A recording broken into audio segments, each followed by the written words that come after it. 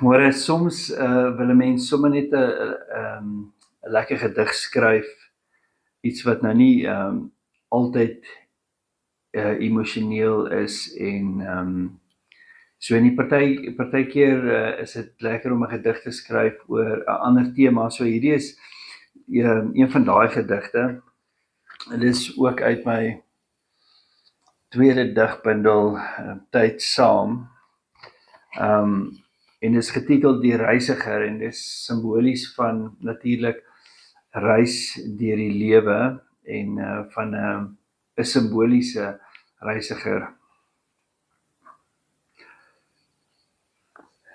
Dis donker, die pad, dof, mistig, grou, staan hy onseker toe, wetend, onwetend die pad te neem.